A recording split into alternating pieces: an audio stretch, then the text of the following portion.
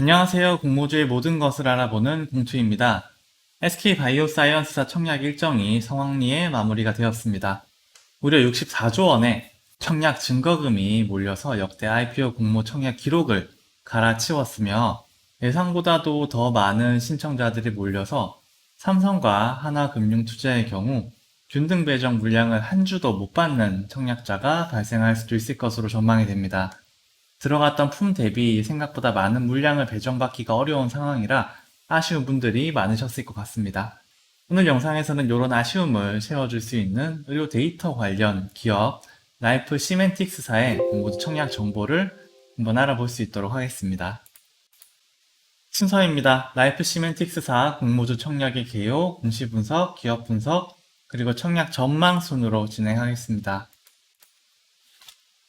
먼저 공모 개요를 한번 살펴보면 지난 9월 22일 IPO를 신청하였고 3월 8일과 3월 9일 기업 IR과 기관 수요 예측을 거쳐서 오는 3월 11일과 12일에 청약 일정을 진행합니다. 상장 일정은 3월 말이라고 합니다.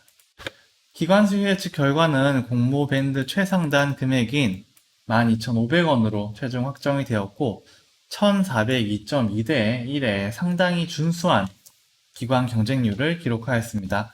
이에 따른 총 공모 금액은 125억 원이고 주관사는 한국투자증권입니다. 코스닥 사업 모델 특례 상장 방식을 통하여 근본 IPO를 진행을 하고 있습니다. 다음은 공시 분석입니다. 먼저 공모 개요를 확인해 보면 최종 모집가액은 12,500원으로 확정이 되었고 이에 따른 총 모집 금액은 125억 원입니다. 주관사는 한국투자증권이며 청약일은 3월 11일과 12일 양일에 거쳐 진행이 될 예정입니다.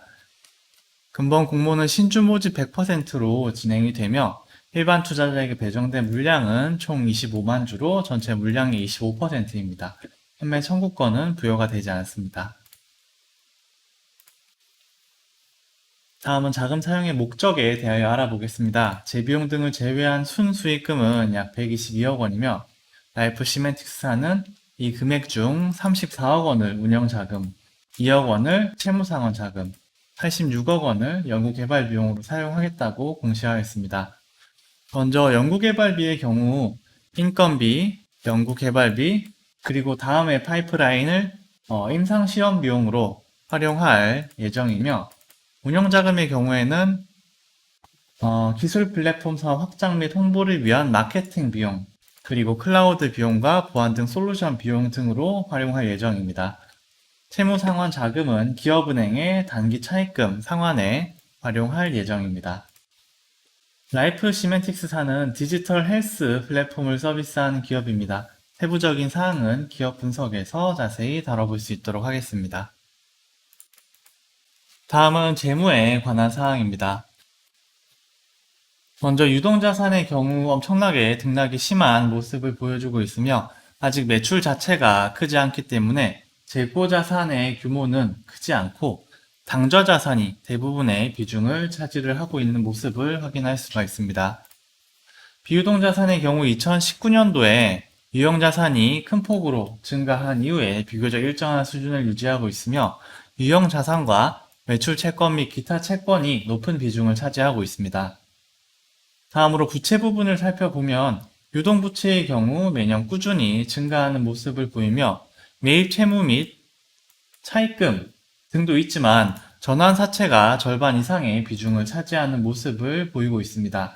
반면 비유동부채의 경우 2020년 큰 폭으로 감소한 모습을 보이며 상장 전에 상환전환 우선주 등을 보통주로 전환하면서 회계상 부채를 크게 줄인 것으로 확인이 되고 있습니다. 2020년 기준 총 부채는 약 62억 원 규모이며 자본 대비 부채 비율을 따져보면 170%를 상회하는 수준으로 재무 안정성이 썩 양호하지는 않은데 그래도 예년 대비해서는 상당히 개선된 모습을 보이고 있습니다. 다만 결손금이 이렇게 보시다시피 눈덩이처럼 불어나고 있는 상황인데 근본 공모로 당장 필요한 자본을 수혈받는다곤 해도 1, 2년 새에 본격적인 개선이 이루어지지 않으면 상당히 어려운 상황에 빠질 수도 있을 것으로 생각이 됩니다. 다음 매출을 살펴보면 2020년 기준 약 19억 원을 달성하였으며 최근 2년간 증가하는 모습을 보인 부분은 긍정적이나 아직은 여전히 갈 길이 먼 상황입니다. 영업 손실 역시 매년 20억, 30억 가량의 손실이 지속적으로 발생하고 있어 이에 대한 근본적인 해결 방안을 제시할 수 있을지 기업 분석에서 살펴봐야 할 것으로 보여집니다. 다음은 주주에 관한 사항입니다. 송승재 대표를 비롯한 특수관계인들이 전체 지분의 44.21%를 보유하고 있으며 주식회사 레이가 7%의 지분을 보유를 하고 있습니다. 소액주주의 비중은 19.48%로 상당히 높은 편이며 IR 자료에 따르면 상장 후 보유회수 비중은 52.32%로 상장 직후 오버행 이슈가 발생할 우려가 높습니다. 다음은 IR 자료를 통한 기업 분석입니다. 라이프 시멘틱스사는 디지털 헬스 플랫폼을 서비스하는 기업입니다. 라이프 시멘틱스사가 주력 사업 분야로 삼고 있는 이 디지털 헬스란 첨단 정보통신 기술과 개인 건강 데이터를 활용하는 디지털 치료제, 비대면 진료, 의료 마이데이터 사업을 포괄하는 사업이로 라이프 시멘틱스사는 디지털 헬스 기술 플랫폼 라이프 레코드를 활용하여 이러한 의료 마이데이터 사업, 디지털 치료제, 그리고 비대면 진료 솔루션을 서비스를 하고 있습니다. 당사는 2012년 9월 최초 설립되었으며 본사는 서울시 강남구에 위치를 하고 있습니다. 의료정보기술, 빅데이터 기술, 클라우드 컴퓨팅 기술, 블록체인 기술, 좋은 건 다 가져다 쓰는데 여튼 이러한 기술을 기반한 솔루션을 제공을 하고 있습니다.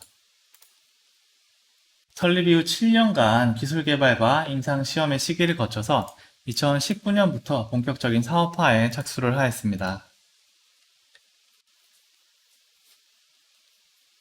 의료 트렌드가 과거에 질병에 대한 사후 치료 방식에서 예방의학 쪽으로 바뀌어가고 있으며 이에 따라 디지털 헬스 솔루션에 대한 관심이 높아지고 있습니다.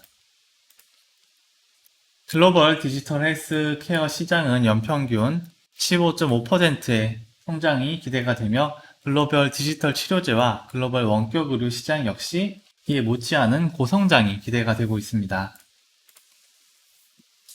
코로나19 이후에 텔라닥을 비롯한 글로벌 디지털 헬스케어 산업 쪽 기업들이 높은 관심을 받고 있으며 아마존이나 알리바바 등과 같은 글로벌 기업들도 디지털 헬스 플랫폼 확장을 진행을 하고 있습니다.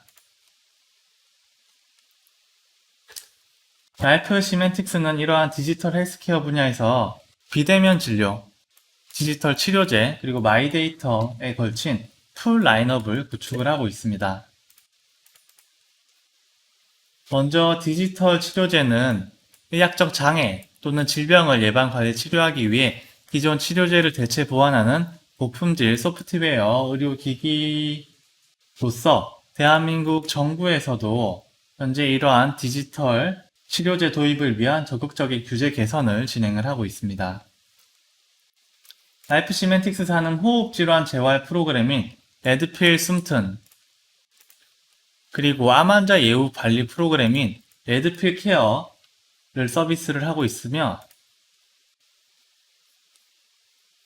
또한 비대면 진료 플랫폼으로는 닥터콜 솔루션이 있는데 분당 서울대병원, 카톨릭 성모병원, 서울 아산병원 등과 비대면 진료 네트워크를 구축하여 현재는 정책 및 제도 개선 단계에 있으나 향후 내국인으로 사업을 시작하여 글로벌 플랫폼으로 도약하고자 하는 비전을 가지고 있습니다.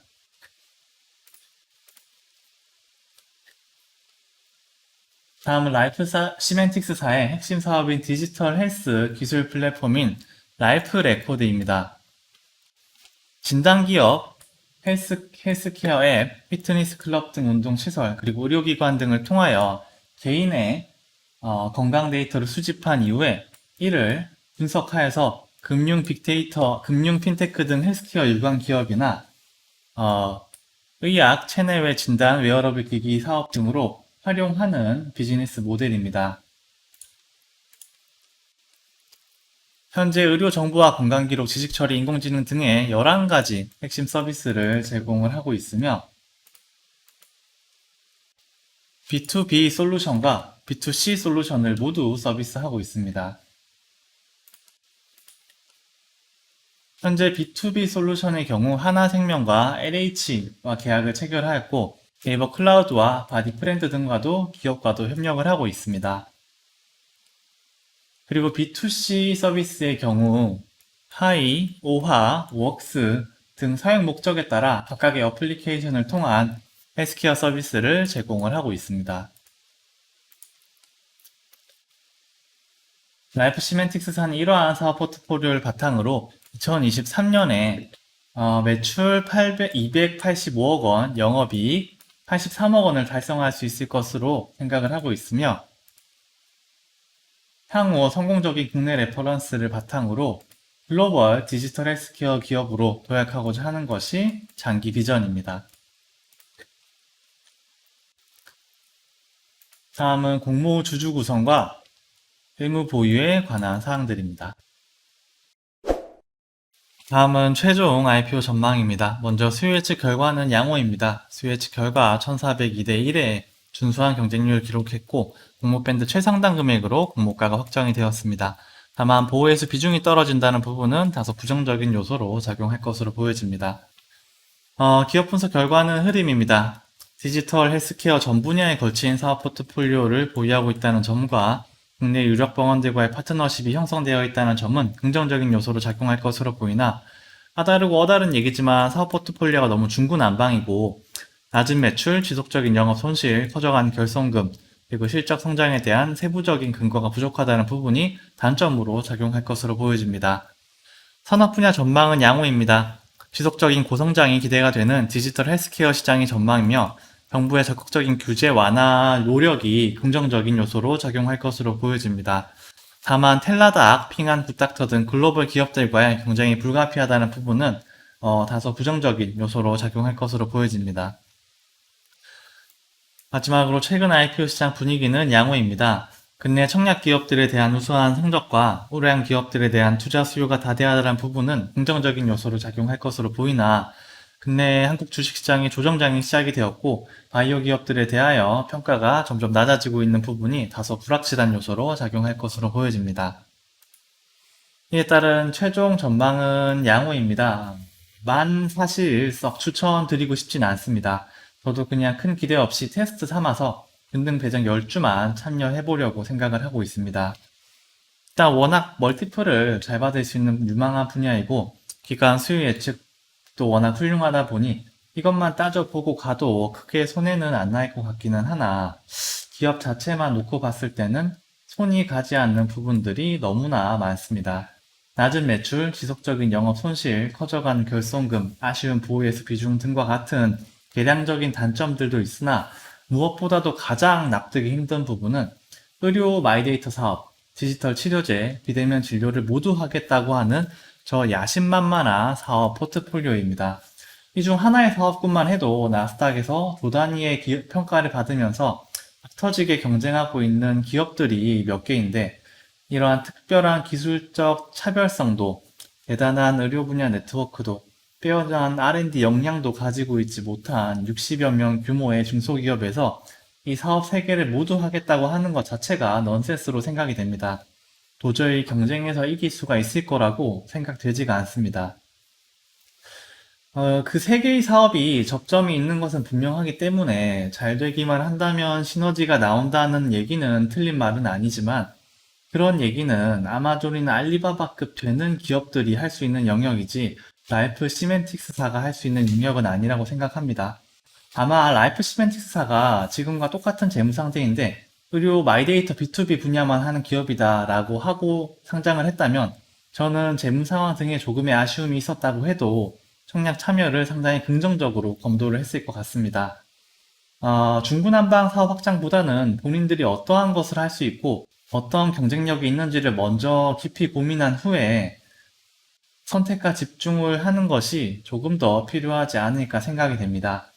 디지털 의료 기업이라고 해서 기대가 많았는데 기대보다는 아쉬움이 큰 상황이며 이번 청약은 균등 배정 정도만 참여해 보시거나 아니면 패스하시는 방향을 추천을 드리고자 합니다.